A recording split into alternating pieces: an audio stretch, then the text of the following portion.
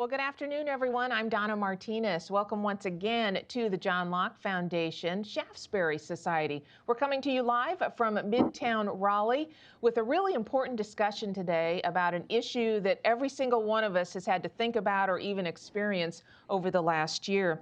Now, when Governor Roy Cooper's COVID-19 lockdowns forced 10 plus million North Carolinians to communicate for school or for work, mostly through our computers, the need for high-speed broadband connections across our state was put into real focus. We experienced it here at the Locke Foundation when we went virtual with Shaftesbury Society. Now we face a challenge in order to bridge what we now know is a gap in our broadband connections. Not every corner of our state has the access that people need to be able to connect with our worldwide economy and therefore connect with the opportunity that we want everyone to have. Today we're going to have a discussion about what's actually happening across the state in terms of broadband and those gaps, the need for it, the challenge we face, and we're going to hear about some very specific recommendations related to broadband infrastructure. The key findings from a new Locke Foundation report, which, by the way, my colleagues are going to be posting for you in the comments section of the Locke Foundation Facebook page. And you can take that opportunity to look at those specific recommendations once you get a summary here today during our conversation. Joining me today for the conversation, State Representative Jason Sain. He is out of Lincoln County, North Carolina. He's the House Deputy Conference Chair. Also joining us is Superintendent Angie Knight. She is the Superintendent of Graham County Schools. Becky Gray is Senior Vice President here at the Locke Foundation. And John Sanders is Research Editor and Senior Fellow at the Locke Foundation, the author of the report we're going to be talking about today. Everyone, thank you for joining me here. I appreciate you being with us. Representative Sain, let's start with you. Give us a sense of where we are in terms of broadband here in our state. Yeah, Donna, glad to. And to tell you, first of all, thank you for having me. And second, great to be on the panel with everybody. You know, our state is very diverse in terms of, the mountains to the beaches to a little flatter in the middle. But it makes it a challenge to deliver broadband access. And we got a lot of people, over 10 million people spread out, some in rural areas, some in urban areas. So, and we forget sometimes that as much as we use the internet and much as we want broadband, it's still relatively new. It's in terms of using it for commerce and using it for education, using it just like we're doing today. So it's been a challenge. And so the state of North Carolina, unlike other states, I think is far ahead in many respects, but there's still places that we're lacking. And that's really our rural communities. That has been something that's been on the mind of legislators. They hear it a lot from their superintendents, from their teachers, from their parents, from students, particularly during COVID-19. I myself have a 12-year-old that attends a charter school. We had to up our bandwidth because I was working from home, he was working from home, and my wife was working from home. But now we had that option. Unfortunately, there's some in our state that don't have that option yet. And so we're working feverishly to accomplish just that. There are a lot of ways that we can do that. We have what we call a great act that is growing rural communities with internet access. We provide $15 million a year into a fund that partners with our private providers. There's a formula that goes through to figure out who can qualify and who can't. You have folks who apply for that. Entities, counties, and so forth can apply for that and help offset some of those costs in spreading broadband. But there's also things that we've done during COVID-19 as we saw the opportunity with more satellite internet coming online, low latency satellite that's quicker, faster, delivers high speeds. That's coming online this quarter. Already beta testing and have beta tested across our state and across the United States. That shows a lot of promise for rural communities. And there's other options that providers are looking at as well. So we're trying to do as much as we can, as fast as we can. I know my local school system wired an outside broadcast system to broadcast out at least into the parking lots and so forth as COVID-19 hit us very quickly so that folks could, if they didn't have access at home, they could at least get it out of the parking lot and do homework outside and be socially distant. So all these challenges, I think, we've done the best that we can ramping up to that and to meet the challenge. We're not quite there yet, but we're working on it. And there's things that we're doing at the legislature to help facilitate that. We're learning, on the fly. There's no one playbook that says this is exactly how to do it. But we're trying the best that we can with the information that we have, and we have made a lot of strides forward, and looking forward to what the future holds. Superintendent Knight, the school systems really learned very, very quickly what was necessary to try to make sure that that transition to online learning was as smooth as possible. And of course, I use the word smooth in quotation marks. We know that it wasn't just because of the situation with COVID. But give us a sense of, Superintendent Knight, of what you've experienced in Graham County, which, by the way, one of the prettiest places in North Carolina. Oh, well, thank you for having me today, Donna. And thank you, Republican Sane, or Representative Sane, for what you had said to support what we're doing, trying to do in our rural communities. I did come to you this morning from Graham County, and as beautiful as it is out here, we have many challenges, and one of our biggest challenges right now is our broadband issue. We found very quickly something we had known, but it put a lot of numbers and a lot of people to the test when we went into our pandemic. We were very fortunate to be a one-to-one business, but one-to-ones only give service. And so lots of our rural areas do not have any cell service, and very few providers out here for any kind of broadband internet. So what we found with our students, we have about 60% that don't have reliable internet services. So when you're trying to work from home and you have parents at home and we have kids at home, have a sort of reliable service, you don't have enough broadband to do what you need when everybody's on a device. So we have had to be very creative. We've sent, much like what you had said earlier, we've sent hotspots out in the community. We have kids that would be driving up to 20 miles a day just to have access to do their work. And that's quite the challenge if your parent is not at home, or if they're having to stop what they're doing and driving in to have some access. So even if we wanted to send an individual hotspot out with all of our students, that's not an option. But we have those individual hotspots out so the parents can at least have them to work with their students. But we're finding that our students are very creative, and we have jumped through many hoops to get them where they can at least have some internet access, because it's been quite the challenge. We continue to have challenges with very few options. Affordable options at that. We are very high poverty, up to 70% of our kids are free and reduced lunch. So we see some struggling families, and the fact that they're having to pay large sums of money for their internet service has been a factor as well in the challenges that we're facing here. So thank you for letting me be part of this discussion. I hope I could add to it with some of the barriers that we're seeing. Well, we appreciate it, Superintendent Knight. And in fact, we're having a little bit of issue with the connection with you right now. So if we can just ask you, to just maybe move up a little bit closer there to your computer, that'll help us. No, not a problem. It's Zoom time. We've all gotten used to this. And ironically, we are talking about the need for broadband. And so we all understand what's happening here.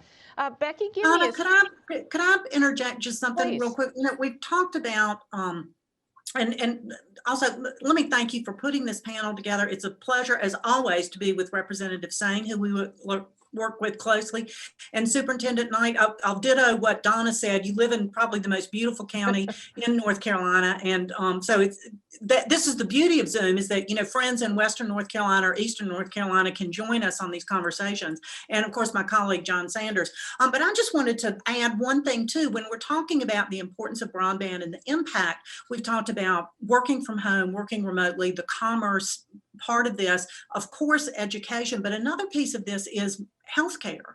And another thing we've learned through the pandemic is, for a lot of people who have been hesitant to go to their doctor's offices because of being afraid of catching COVID or those kind of things, we've seen the real growth of telehealth and the importance of that. And this is something that I don't think is going to stop when the pandemic is over and when we all feel more comfortable getting out and about. I think we've seen that a lot of our medical issues can be dealt with through telehealth, which is much more convenient. It costs less. You know, it's another area to explore. So as we're talking about the importance of broadband and how critical it is, it goes in lots of different ways. And I just wanted to add telehealth to our discussion with education and working from home and the commerce and all of that. I just wanted to put that in there for the conversation as well. I'm glad you did, because the issue of commerce, I mean, we are now not only conducting business using broadband, but now we have seen so many of those entrepreneurs who have had to adapt so quickly and be as nimble as they possibly can to try to retain some, at least, of their business, and having to do things online. And that's required them to have that technology and then learn how to use it to reach out to their customers and have that relationship. So this whole issue of COVID bringing broadband to the forefront has been a really fascinating one, and it has exposed the gaps that we have in our state.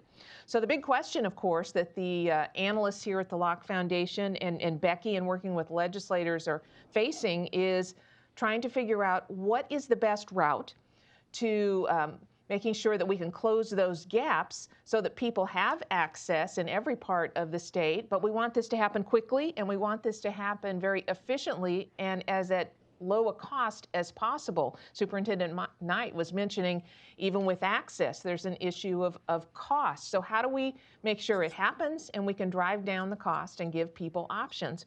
Well, that's one of the issues that John Sanders here at the Locke Foundation was tasked with looking at. His new report actually is available to you in a link in the comments section of our Facebook page. And John, we'd like to turn the virtual floor over to you for a few minutes here, just to give us the key findings of your report as it relates specifically to the infrastructure that's needed.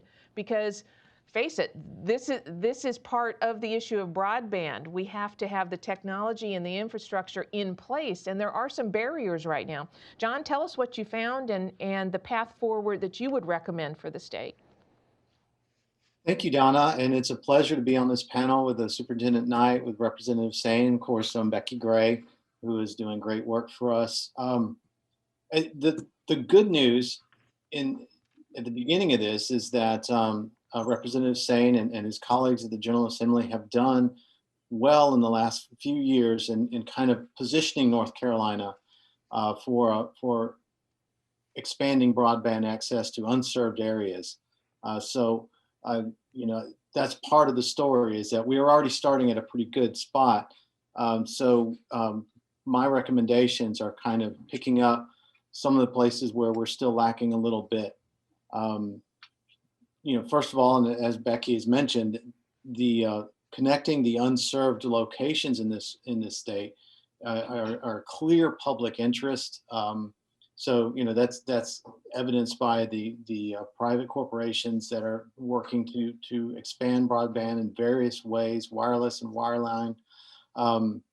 The government work done by the General Assembly, and also the federal work. So North Carolina got a good grade in the Our Street report on broadband. It gave us a B+, which puts us in a really good company. We're in front of most states, but we're still behind a few.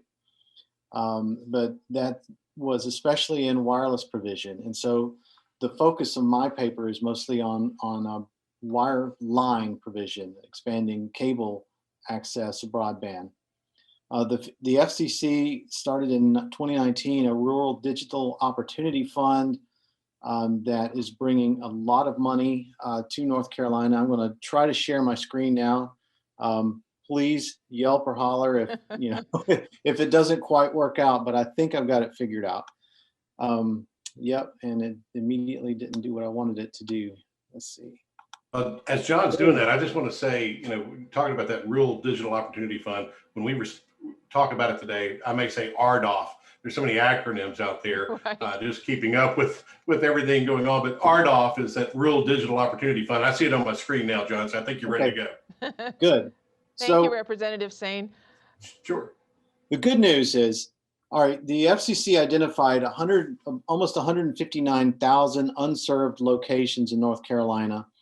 And at the end of their first phase 1 bidding, 155,000 are going to be served. So that's about 96% 9 companies and nearly $167 million total assigned support.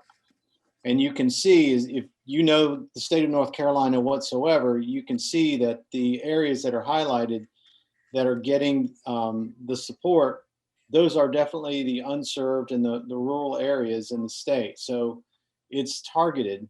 I broke it down by county as well. And again, if you know the state, you can see that the rural and more unserved locations in the state are getting the money headed their way for these projects. And John, That's, as I look at yeah. that map, could you maybe zero in for us, maybe with a couple of comments about where Superintendent Knight is over in the far, I guess it would be southwestern corner of the state in Graham County, what the situation is there according to this map, that area of the state? I mean, the situation there is there's a lot of federal dollars flowing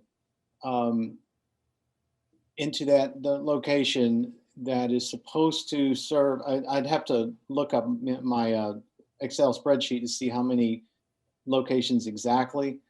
But within 6 years, they are supposed to be fully served. And if not, then the companies that have won those bids are to explain why and to press for an extension.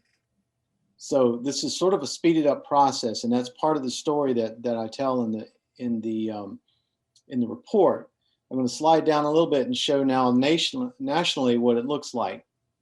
You can see there's tons and tons of states that are getting this RDOF money. And these are the states that we're going to be competing against for labor, materials, and investment. What we should want in North Carolina is to get on board quickly so that we're first in line for these things, for this labor, material, and investment. If we can be there, then we can get areas like the mountainous counties and everywhere else to be connected quicker. So every state is competing for all of this. So this paper that I produced is advocating for removing impediments that I see toward so that we can have faster and more efficient deployment in this, what I consider a national competition. So specifically, since we are doing so well already in wireless provision, specifically I'm talking about utility pole attachments issues for cable. And yes, good, this worked. All right, so utility pole attachments for broadband concern this space up here. Cable is going to fit in the surplus space on these utility poles. And utilities are under a shall issue legal environment. So any broadband provider wants to attach, then they can, as long as there's space available. If there's not space available, then they will need a new pole. And you can see how space is used on a utility pole. There's lots and lots of, there's, communications, telephone and cable up here. The power lines are at the top, the secondary lines. There can be some video electronics. So, I mean, these things get pretty busy after a while. But for broadband providers, especially in the rural and unserved and mountainous areas in the state, there's not very many opportunities other than attaching to the utility poles to get their facilities to the end users.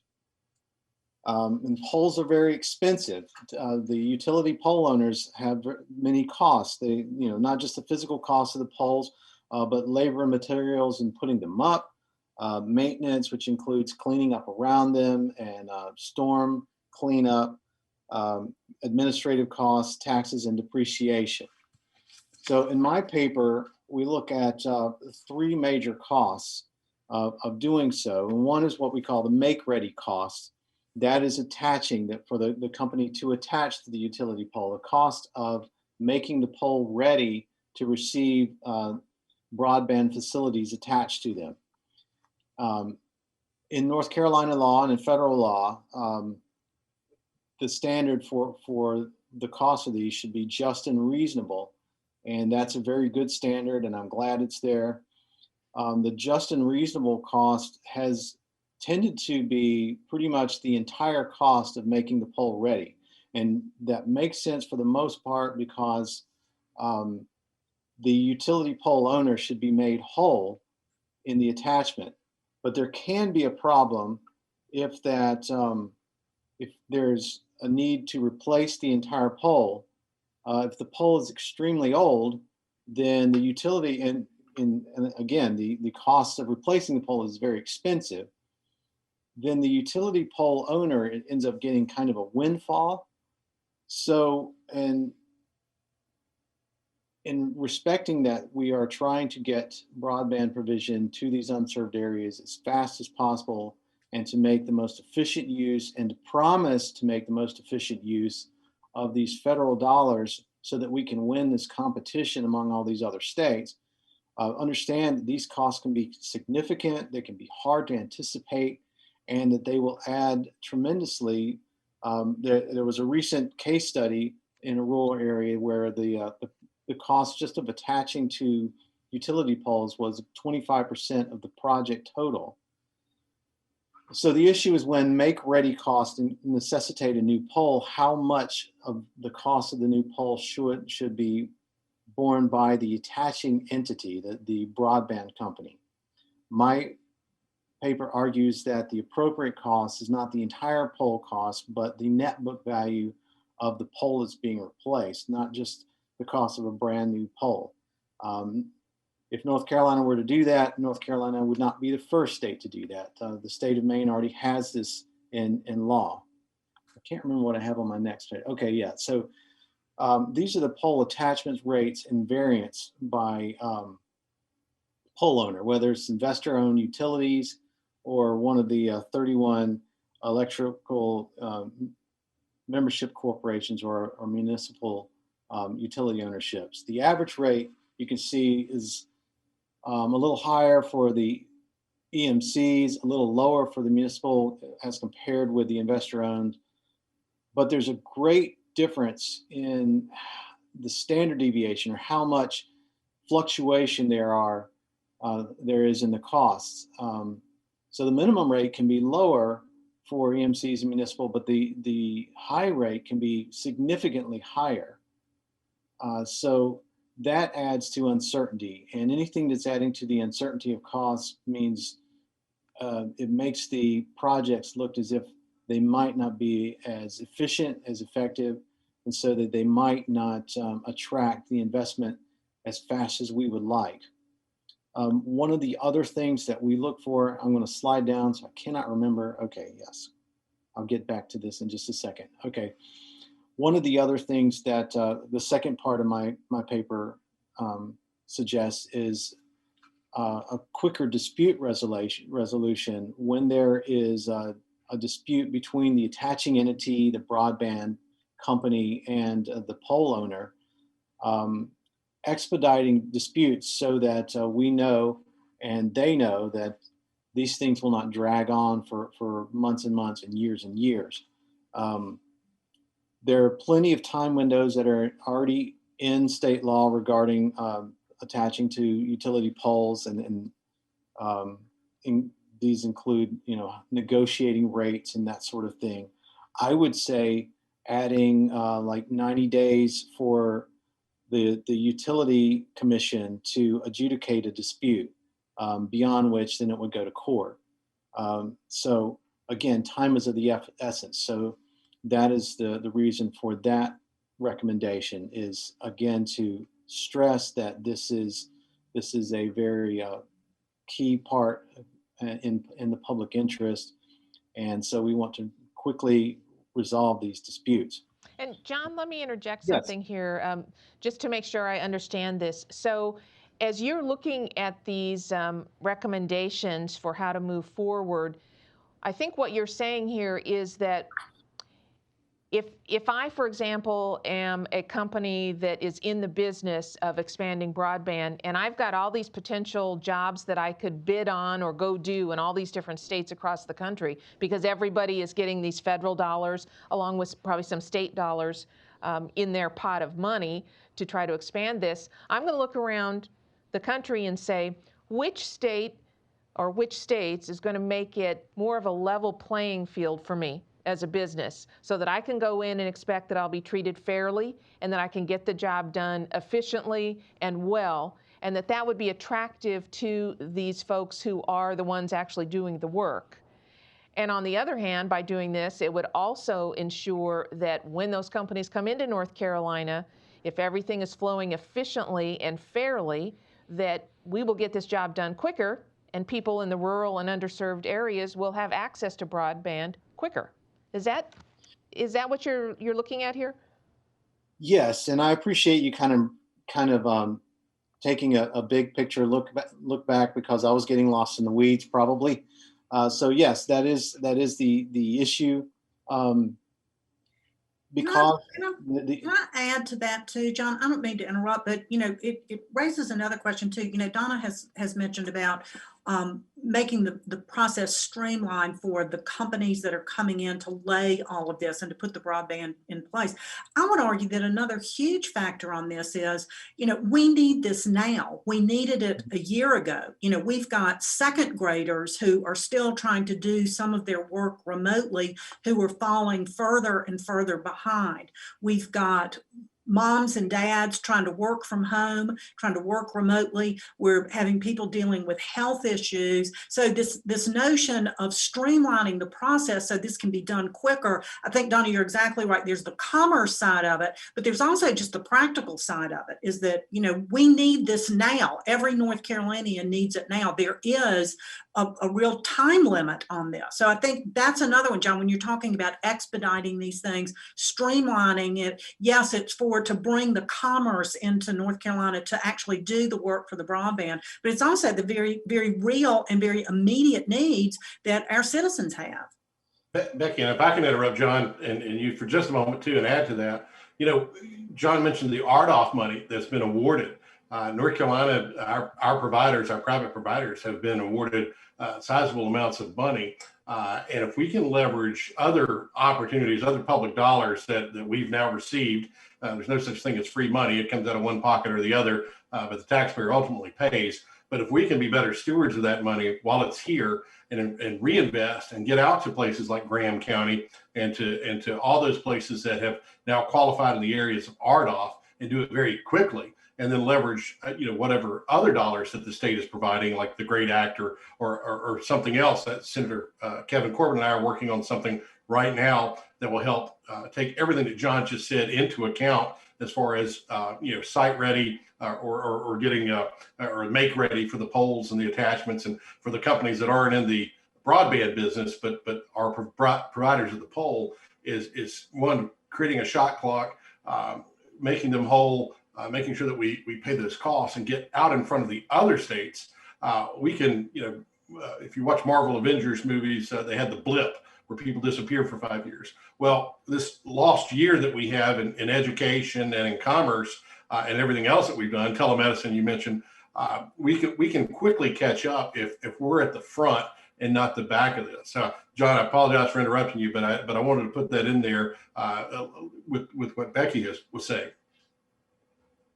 No, that's fine. Now we're from North Carolina. I mean, this is the birthplace of NASCAR. We understand the importance of pole position. And I want to go fast. Yes. And the work that y'all have done has helped get us there. The federal dollars are there, and so we want to make sure that we're going to make the most efficient and effective use of them, and promise to be doing that, so that we will be encouraging these corporations to come here first, because they're under that, basically, it's a 6 to 10 year time window from the FCC. So if they can look at North Carolina and say, we can get in and out quicker there, then we can worry about these states where the legal environment is not quite so certain. So that's very important for us to remove these impediments so that they come here first. And then that serves our interest in making sure that our unserved and rural areas get their broadband provision brought to them first among all the other states in the nation. So the last thing in my paper regards a uniform pole attachment formula, which is, the investor-owned utilities, the Duke and the Duke Energy, Duke Progress, and then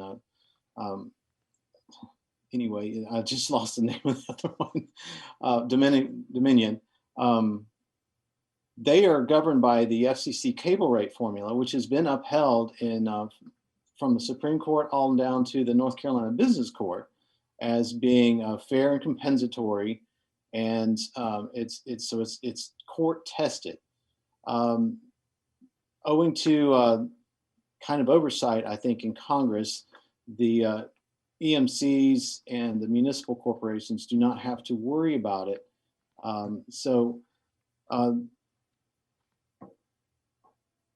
That creates some uncertainty on costs, and that's where we see this kind of deviation in the pole attachment rates.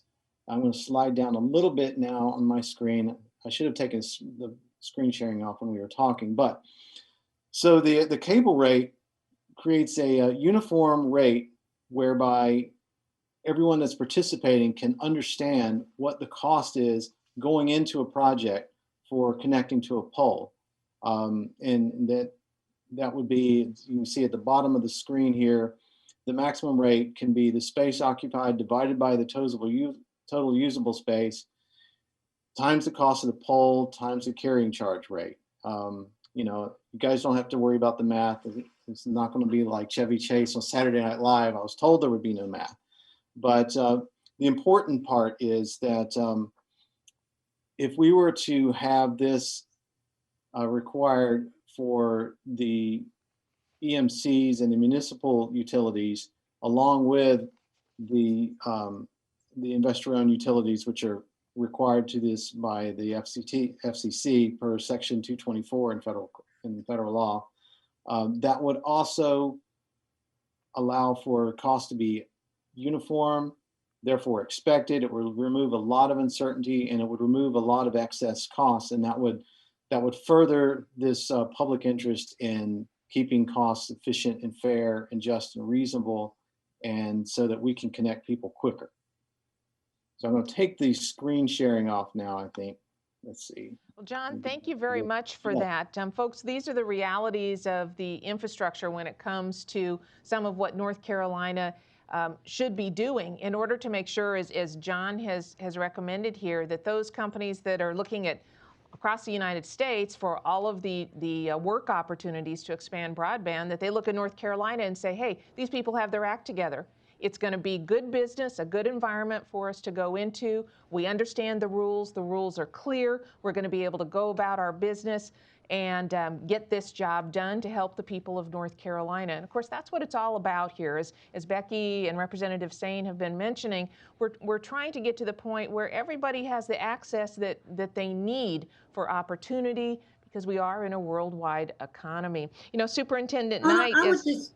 Donna, I just would add to that too. One of the things that's dawned on me as John's been talking and some of the comments from others on the panel is, yes, we want to be known through this across the state, so that for the broadband developers, if you will, that we become known as a state that's good to do business. But I'll take that a step further. I think this whole notion of removing impediments, of being streamlined, of getting the job done is something that goes beyond just the broadband. I think we can use this as an example of how North Carolina does things right, but this should also apply to everything that we do. And so I see in this, again, taking it a step further, that North Carolina really has an opportunity to be the national model once again on how to do this, how to identify the core function of government, how to remove those impediments to get things done, and to be focused, laser focused on getting the job done quickly, efficiently, and respecting taxpayer money.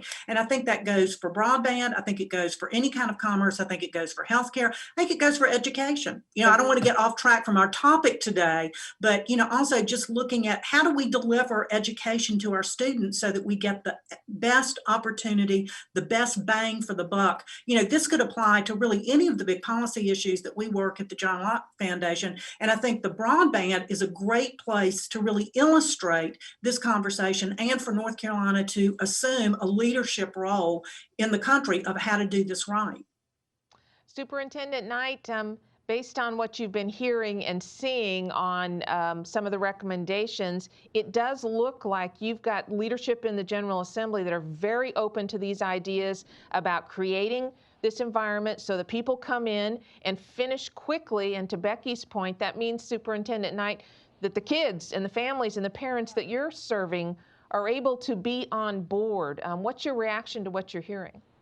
Well, Donna, what I'm thinking about when John was making his presentation is, one, power poles don't look like that in Graham County. They're going to be up on a mountain, and it's going to take a while to get to one power pole. So we're going to have to be out front, and we're going to have to make sure that those things are happening in a timely manner, because it's going to take a little longer to get to some of our rural spots just to get that equipment up. But what I'm thinking about is, during this pandemic, it's brought to the forefront that education has changed as we know it. I feel like we're always going to have kids that are going to be remote.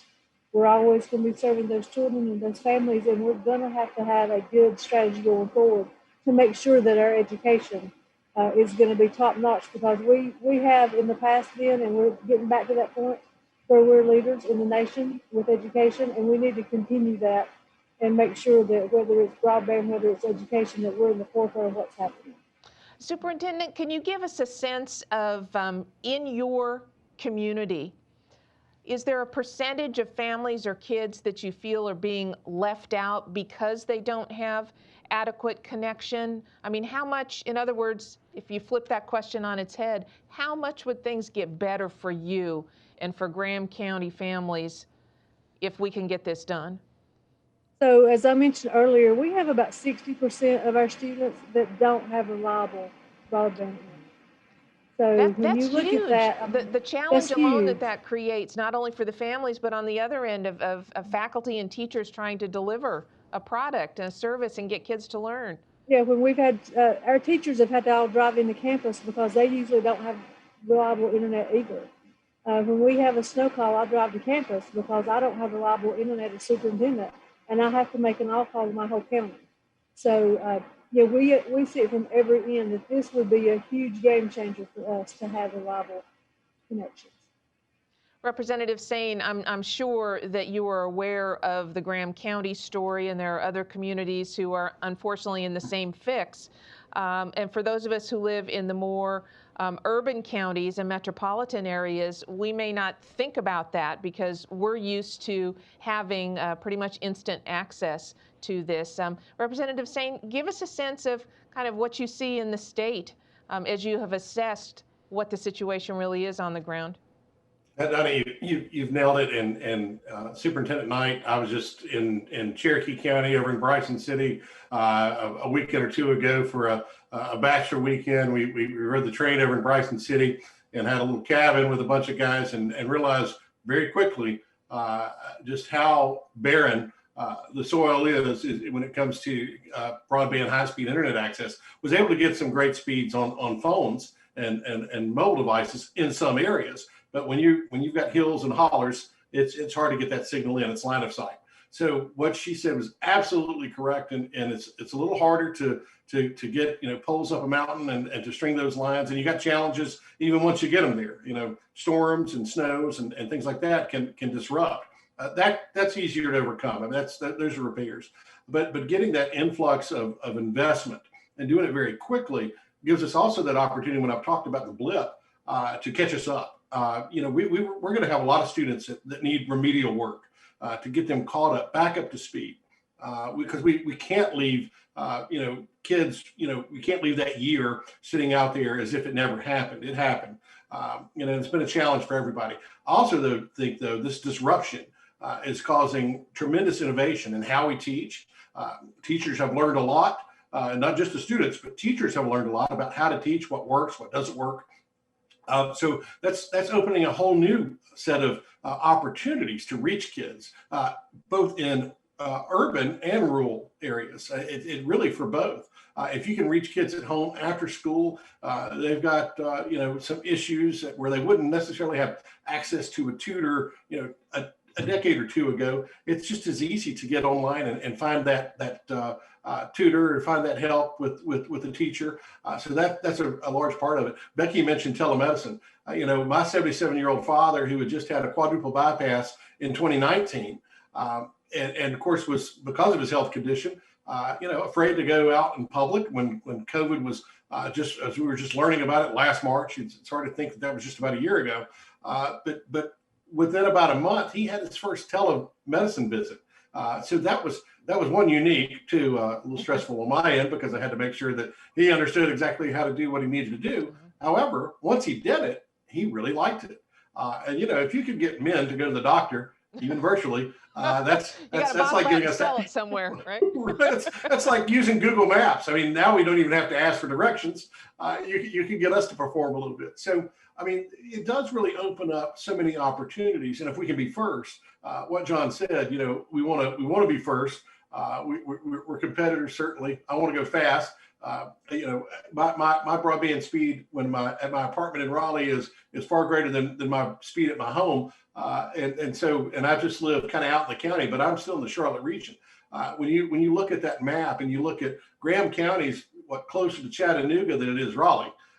So it's a mountainous area. It's a challenge. But if we rise to that challenge, what it means for us, we already have for some of the other things that the legislature's done. And Becky was talking about where we're at on commerce, where we're at on tax policy, where we're at. We were already leading when COVID hit. So if we can quickly ramp up, make up that lost time as quickly as we can, and use these investments to leverage our footing and get ahead, it means great opportunity for our students, for our teachers, for our medical folks that are out there, for getting the health of our state improved. So many things that are challenges. We live in a great state. It's a beautiful state. But it's not without its challenges. These are the things that we can help fix. It's not a silver bullet. It also takes really good people. And I know that the state has a lot of really good people, but it's so many opportunities for communities that maybe haven't had access before. We look at a tier system that I absolutely find atrocious. I think it's antiquated. When you get every area of the state up to speed, literally up to speed, then those type of differentiations don't even matter, because everyone has access. So it's really in terms of really equalizing the opportunity all across the state and putting everybody forward. So John's spot on in his assessment. These are the challenges that we can work through. We can define them. We know what's there. You mentioned that we've done very well on wireless technology. Several years ago, we worked on the bill that we put forward from the legislature that really looked at that question and how do we get deployment quicker, faster. And we looked, and our way of doing business became the model for the FCC. So other states started replicating what we were doing. We can lead the way again, and I think this is just such an opportunity for us. As sad as it may be, as we think about these areas today that don't have access, we can also see a lot of hope in knowing that we can do some things. We can make some policy changes that are really going to accelerate that and get to those homes quicker, faster, and get everybody up to speed. Is it an issue of money? We're talking about federal grant money, and I think there's some state dollars here as well. Is it an accurate characterization to say that money is not the issue? It's really getting those companies in here to do it and competing for the labor and the firms that are actually doing the work? Well, money was the issue, but now the federal government, is drunken with apparently wanting to send all kinds of money out to our counties, to our cities, to our state. We're getting $5.5 billion more dollars coming to our state on this latest round of federal dollars and quote unquote rescue funds that are coming to us. So if we can leverage those dollars, match with those RDOF, that Rural Development Opportunity Fund that's out there that's already been awarded. There's another round of that will come, but a lot of our providers were big winners in that. So I think with one of our providers, I think of the 250,000 some homes that don't have that high-speed access, I think they've got the money for about 155,000 of those. If the state then can compensate, not get into the business of broadband. The state, the governments don't do a lot of things well. I don't think that's something we need to get into, but if we can facilitate, if we can become the accelerator and find ways to match those dollars, help those providers, help those cooperatives that are out, those electric cooperatives who aren't in the broadband business, but understand the need, they want to serve their customer, find a way to keep them whole.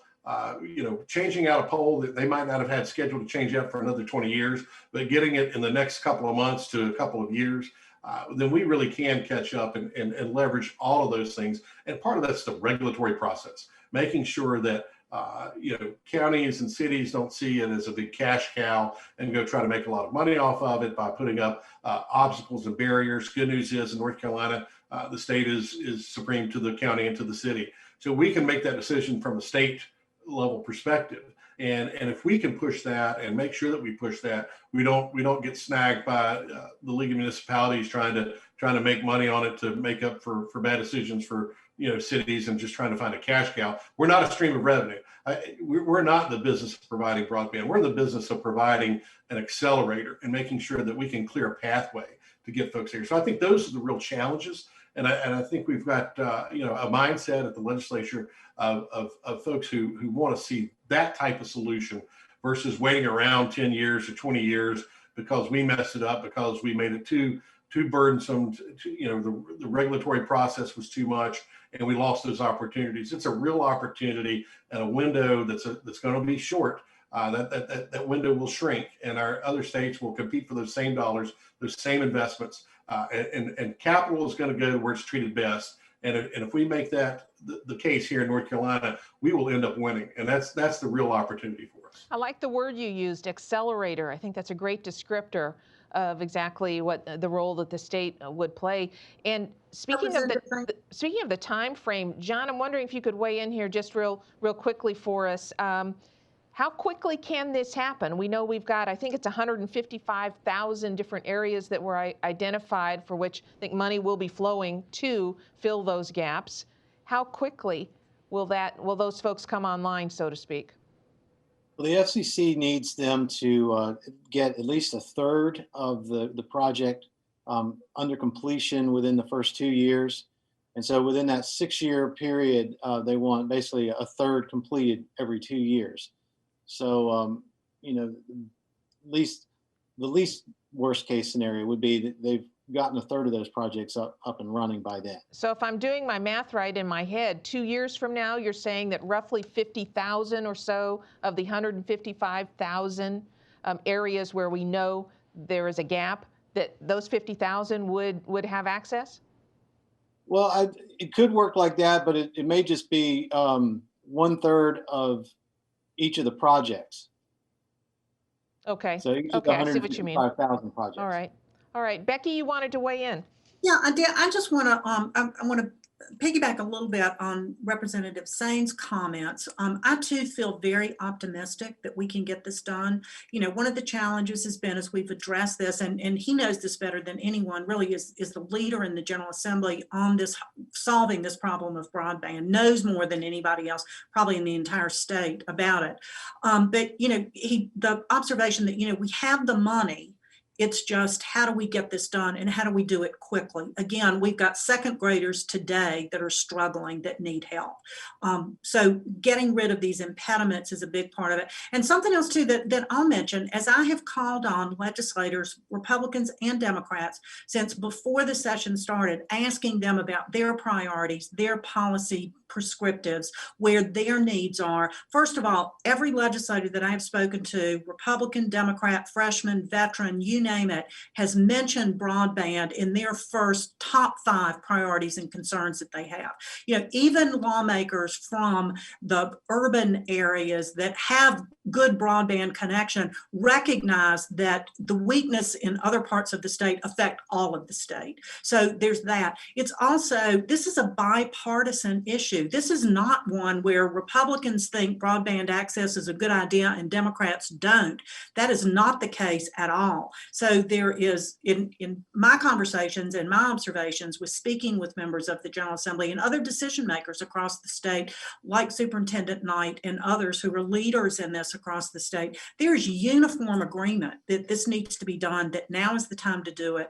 And I think with John's paper and our opportunity today to talk about this, what I hope we've done is to raise the recognition that, the will is there, the need is there, the money is there. Now what we have to do is get out of the way and let this thing happen. So I share Representative Sain's optimism about this. And again, I think this is an opportunity for North Carolina once again to establish ourselves as the leaders in the country of how to do things right for all the citizens across our state. Yeah, what Representative Sain said earlier, I wanted to stress. He mentioned this as a stewardship issue, and I completely agree. I mean, and this is an instance where good stewardship of these federal dollars that are coming in and the legal environment that we're creating will pay off really well for North Carolinians. Superintendent Knight, I would suspect that it is really words that are good to hear when you hear both Representative Sain and Becky talking about the fact that it's a bipartisan thing, that they're not hearing opposition from one side of the aisle and support from the other, that people understand that as a state, everyone needs access to opportunity. Oh yeah, that is very encouraging to me. I have to admit, I'm still a little panicky when we're looking at 6 years out, when I've had a year of learning loss and we needed it last year or so. But I'm very thankful that we're really on top of things in North Carolina. This opportunity is existing, but there still is that panic in me that no matter how quick, it's still not going to be quick enough. But there is much hope out there, and I'm very thankful for that. And that's heartbreaking to hear and completely understandable based on the situation that you're in. Talk a little bit more about that, if you would. What has this last year been like for people in Graham County? It's been heartbreaking in a lot of ways. We've seen children, and I think maybe the biggest thing that I can see right now is learning loss is huge. But there's so many things that go with learning loss that are maybe coming to the forefront now. Mental health issues, the fact that kids have been going home to environments that are really scary, and they've had to stay there. And then we've encouraged them to be online. So we're seeing a lot more online risky behaviors that are going on. Like I said, the mental health of kids, and really of families. Parents have had, in order to stay at home with their children, they've had to maybe leave their jobs if they've been fortunate enough to be at their jobs. So we've had to rearrange everyone's schedule to do this. And we've been very fortunate to have our children back in Graham County as much as we can, and fortunate now to be back, everyone's back with Plan A. And we can't be more thankful for that. So Representative Sain, if you had anything to do with that, thank you so much. But we do realize that we're always going to have kids probably that are going to be remote. And just to reach out to them, because we've got 40% of our kids failing for the first time ever. And we're doing home visits and sending our SROs out and teachers out. And we've never had that before. And this is scary to me, that the loss that we've had in the last year is going to be something that's going to be with our children for a generation. So the sooner that we can come to a solution together to work on this, I think is so much better for our children. Let me make sure I heard you right. Did you say you have 40% of your kids who are failing? Yes. Oh my goodness. That was the first, as of last year. It's a little better right now because we've been able to come back to school and we can have eyes on them and we can guide them in the ways that we need to help them with tutors and resources. But yeah, when we were fully remote, I probably unlike any other district, we had about 40% of our children who were failing. And we've never had that in Graham County.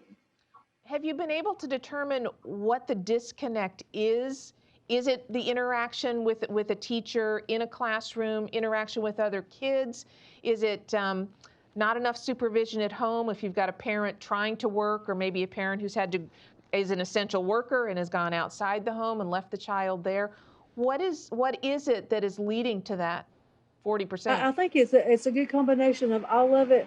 And I will say this, the best technology cannot replace a warm body of a well-educated teacher and support personnel. So when they are in our schools, we can lay eyes on them. We can feed them and we clothe them and we make sure that they have all the resources that they need. So I really feel like it's that personal interaction. That's something I feel like in Graham County we pride ourselves on, is making a personal connection with all of our students.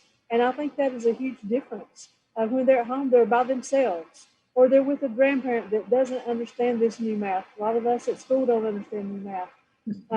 So I think it's just having an opportunity to have that one-to-one interaction with a teacher or a staff person. And I'll just add, and Superintendent Knight, thank you. I did play a pretty big part in making sure that we got kids back in, because we were seeing it firsthand. My child, digital native, straight A student, made the A honor roll the whole time he was at home. But his little friend, who was straight A student prior, great home life. I know the family very well, but just doesn't learn that way. That wasn't something where she adapted very well to it, and she was failing a class.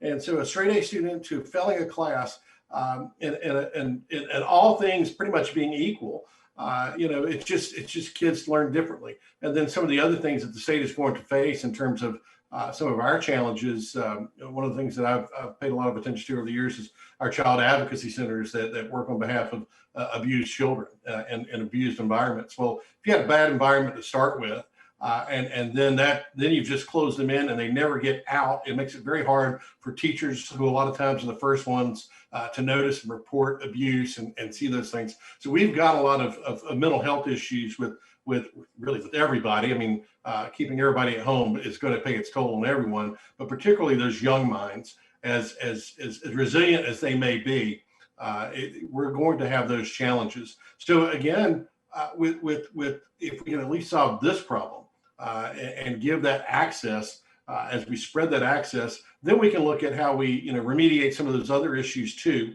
And so it all really does tie in together. But these are the challenges that we're going to face for the next couple of years. If we at least solve this portion of that problem, and then let teachers teach, let the educators educate, and then we'll address the mental health issues as well. But those are really going to be some of the things that we're going to have to look at, and having that access online, even like I say, even for this child that I'm talking about that's friends with my son, she could supplement that gap, that year. Once she's back in, and she is back in, this was their first week fully back at school. My son was up at 6 o'clock this morning. That's how excited he was to start on a Monday. That never happens for a 12-year-old. But this morning he beat me up before the clock ever went off. So kids yearn for that. They need that social interaction. He would keep up a screen of 4 or 5 kids on one screen. Like say, his dad's a tech guy, so that makes it real easy for him to have a lot of access. But that doesn't replace that in-person, that socialization, and really how we build our citizens for the rest of their lives. So it is so vitally important that we get ahead of this. I agree with you. 6 years is way too long. So if we can help solve that problem and mitigate that distance, those number of years, and make that much smaller, I think that's a big service to us for all the reasons we've talked about. Representative Sain, what's the next step here, moving this along? Is it the federal dollars, state dollars? Is it getting these reforms made that John is recommending? What do we need to do? I think it's all of that. And of course, I'll say this on behalf of Senator Corbin and myself. It's passed our bill that we're about to release later this week, because it's going to take a lot into account of what John's talking about. And we talked about bipartisan support. I've got the minority leader in the House as a co-sponsor of the bill with me, Representative Michael Ray, a Democrat from Eastern North Carolina. I've got Jake Johnson from Western North Carolina, from Polk County, that area, Transylvania County. So you really see broad support. So it's not a matter of will at the legislature. So I think we've got the pieces put together, and then you'll let the free market do what the free market does, and they'll follow the money and they'll go invest, and the private providers will get out there and do that. So it's really just get out of our own way and just make it happen. So that's the good news. And matter of fact, as my wife will tell you, I'm really good at doing nothing. So once we get this bill passed, we step back and watch it work. It'll work, and we can do that. That's how we can facilitate, and then then we've got a lot of other work to do that I'm sure superintendent's going to come to us with a laundry list of things we need to change and things we need to adjust to as we see what the future looks like. But I'm very excited about that part of it and what we can do. But that I think this year, if we accomplish anything, and if we do this very quickly as these dollars come to us and leverage that and get that RDOF money leveraged and joined. Also looking at where counties have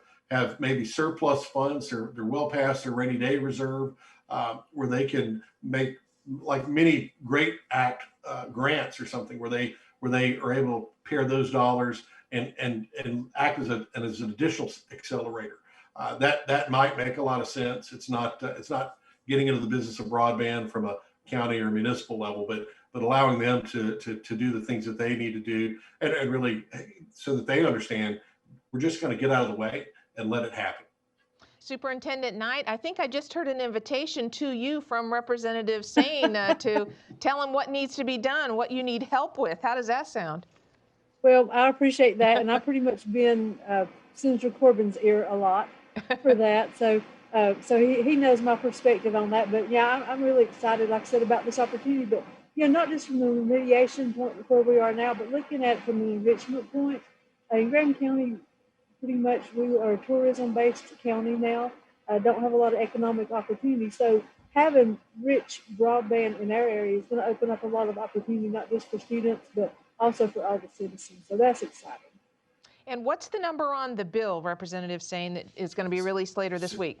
Well, so we don't have a number yet since we haven't filed it yet. Okay. We were working with the providers and working with the stakeholders to make sure that we had language where not everyone panics when it's filed, and so we don't end up with a lot of opposition either, but trying to thread the needle and making sure that we do want to be thoughtful about how we go about this and not just saying, well, we've got a solution, passing something, and then finding out later that what we really didn't amount to much. So that will come later this week. I think I saw before we got on this call that our bill drafting had, I think, a version ready for us that we're almost ready to go get that out there. So we're moving, folks. That's what's happening here. Becky? I just would like to, because I know we're just about out of time, but I just would really like to recommend John's paper to everyone. I read it, studied it over the weekend. By the way, I've sent it to every member of the General Assembly, so they will have our ideas in front of them as they're looking at it. They're looking at Representative Sane's bill that will come out later this week. But it really made me understand the importance of these polls. And yeah, I don't know why I never really put that together before, but how important, where those polls are, how they're attached. Think of it this way, that in urban areas, one pole may be able to get broadband to 10 homes, but in many of our rural areas, it may take 10 poles to get to one house. And so the costs that are associated with that, but I highly recommend John's paper, really well written. It makes a lot of sense. And for me, it made a lot of this come together as to why what happens with these pole attachments is so important and why that's really the cost driver in getting a lot of this done. And I think the suggestions, as we've talked about this entire time, of getting out of the way, as Representative Sane says, will really speed this thing along. And this is the paper that we're talking about, expanding rural broadband access in North Carolina. Now, this is online on the John Locke Foundation's website. In fact, there's a link to this paper, John's paper, in the comments section of our Facebook page here. John Sanders, Becky Gray, Superintendent Angie Knight, and Representative Jason Sane. Great discussion. Thank you so much for your perspective, and also Representative Sane for moving this forward. This is important for North Carolina, and Superintendent Knight for giving us a sense of what's really happening in the rural areas of our state. We couldn't have done this without you. Thanks to all of you. And folks, thanks to you as well for tuning in for this. This is so important to make sure that every North Carolinian has access to high-speed broadband, because what's going to happen is when they get that, then we really can be an opportunity state where people can pursue what they want to pursue. But you've got to be able to connect with the economy the way it is today, and it is all digital. So that's what this is all about. By the way, that bill that Representative Sain mentioned to be released later this week, be sure and watch Carolina Journal, carolinajournal.com, also johnlocke.org. We'll be reporting on that, analyzing that, helping you to understand how this all fits together as we move forward in terms of high-speed broadband access in North Carolina. Thank you so much for being with us today. Now, next Monday is Easter Monday, so we will not be holding Shaftesbury Society next Monday, April 5th, but we will be back on Monday, April 12th with another great topic for you. Lastly today, I would ask you to consider making a donation to the John Locke Foundation. We are a nonprofit group. If you like what we're doing, if you're interested in public policy and making North Carolina a more free, better place so that everyone has opportunity, we would ask you to consider to support our work. Just go to johnlocke.org, and in the upper right-hand corner, there's a donate tab. It's fast, easy, secure. Less than 2 minutes, you can make a tax-deductible donation to help fund our work. We would really appreciate your consideration of that. Thank you, everybody. Have a wonderful week. Have a great Easter holiday. We'll see you back here in 2 weeks. On behalf of the entire team, I'm Donna Martinez. Have a good one.